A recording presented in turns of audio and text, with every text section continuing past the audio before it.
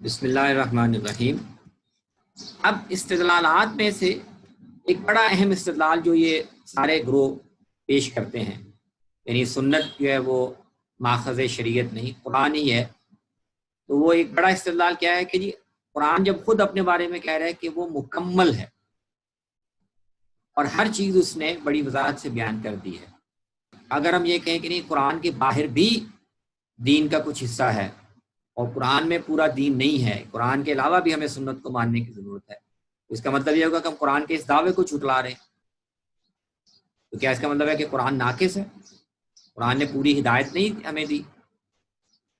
اگر پوری نہیں دی تو پھر قرآن کے اس دعوے کا کیا مطلب ہے کہ اس میں ہر چیز ہم نے کھول کر بیان کر دی اور وہ کامل ہدایت ہے؟ تو اس کا کیا مطلب؟ تو ایک بڑا اہم اشکال منکرین سنت کی طرف سے یہ پیش کیا جائے، تو اس کو بھی علماء نے واضح کیا ہے کہ قرآن کے مکمل ہونے کا مطلب جو ہے وہ کیا ہے اور سنت کا قرآن کے ساتھ تعلق کیا ہے۔ سنت جو ہے وہ قرآن کے کسی نقص کو یا کمی کو پورا نہیں کرتی، بلکہ یہ تعلق اور نوعیت ہے، جس کو آگے ہم ذرا تفصیل سے سمجھیں۔ تو یہاں آپ کے سامنے 2-3 نکات ہیں، اصولی طور پر میں ان کو واضح کر دیتا ہوں کہ قرآن بنیاد ہے اور اس نے قانون کا بنیادی حصہ اور بنیادی احکام اس نے بتا دی ہیں کہ یہ چیزیں ہیں جن کی مسلمانوں کو پابندی کرنی ہے۔ اب ان کی تفصیل کیا ہے، اس حکم کو یا اس قانون کو عملاً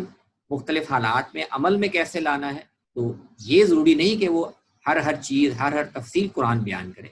اگر ایک حکم بنیادی اور اصولی طور پر قرآن نے بیان کر دیا ہے تو وہ قرآن کا حکم ہے۔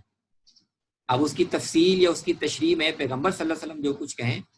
تو اس کا مطلب یہ نہیں ہے کہ قرآن ناقص ہے اور اس کے نقص کو پیغمبر پورا کر رہا ہے، نہیں، اس لیے کہ حکم تو قرآن نے بتا دیا، اس کی اہمیت بھی بتا دی، اس کی بنیادی حیثیت بھی بتا دی، اب اس کی تفصیلات ہیں جو سنت میں۔ اس طرح سنت میں دیکھنا پڑ چاہیے کہ سنت میں جو تشریح ہوتی ہے اور قانون سازی ہوتی ہے اس کو تفصیل میں جب دیکھیں تو آپ کو پتہ چل جائے گا وہ اصل میں قرآن ہی کے کسی بنیادی حکم کو پھیلا رہی ہوتی ہے، اس کی مزید تفصیل کر رہی ہوتی ہے، اور اسی کے جو مضمرات ہوتے ہیں اس میں جو چھپی ہوئی باتیں ہوتی ہیں ان کو کھول رہی ہوتی ہے۔ تو ہرگز دونوں کا رشتہ یہ نہیں بنتا کہ قرآن ناقص ہے اور سنت اس کو مکمل کر رہی ہے، یا قرآن نے پوری بات ہدایت نہیں دی اور سنت جو ہے وہ اس خلا کو پورا کر رہی ہے، نہیں۔ قرآن کی حیثیت بنیادی ماخذ ہونے کی اور تبیاناً لکل شیء ہونے کی وہ اپنی جگہ قائم ہے، سنت اس کے تحت اور اس کے تابع ہو کر اس کی تفصیلات یا اس کی تشریحات بیان کی، اور یہی اتباع سنت کا مطلب بھی ہے۔ یہاں یہ بہت اہم نکتہ ہے کہ منکرین حدیث کہتے ہیں کہ سنت کو ہم بھی مان لیتے ہیں، ہم بھی کہتے ہیں سنت کی پیروی کریں، لیکن اس کا مطلب کیا ہے؟ وہ کہتے ہیں کہ اتباع سنت کا مطلب یہ ہے، یہ نہیں کہ رسول اللہ صلی اللہ علیہ وسلم نے جو احکام ہمیں دیے ہیں قرآن کے علاوہ ہم بعینی ہی ان کو ماننے کے پابند ہیں، یہ نہیں اتباع سنت نہیں ہے۔ اتباع سنت یہ ہے کہ قرآن میں اللہ نے دین دے دیا، ہدایت دے دی، اب اس کی روشنی میں مسلمانوں کو اپنا معاشرہ بنانا ہے، اپنا معاشرہ قائم کرنا ہے، اور تو رسول اللہ صلی اللہ علیہ وسلم نے یہ کام اپنی زندگی میں کیا، قرآن کی روشنی میں انہوں نے اپنی زندگی اپنے دور کے لیے عرب معاشرے کے لیے ضابطے بنائے، قوانین بنائے۔ تو اتباع سنت کا مطلب یہ ہے کہ جیسے آپ نے اپنے دور میں اپنے معاشرے کے لیے قوانین بنائے، ایسے ہی مسلمان بعد میں اپنے اپنے معاشروں کے لیے قرآن کی روشنی میں قوانین بنائے۔ تو اتباع سنت کا مطلب یہ ہے۔ تو فرق سمجھ رہے ہیں نا کہ دونوں مفہوموں میں کتنا فرق پڑ جاتا ہے۔ اتباع سنت کا مطلب اگر یہ ہے کہ جیسے رسول اللہ صلی اللہ علیہ وسلم نے اپنے دور میں قرآن پر عمل کیا اور اس کے تحت ضابطے قوانین بنائے، تو مسلمان بھی اپنے اپنے دور میں اپنے اپنے فہم سے قرآن کی روشنی میں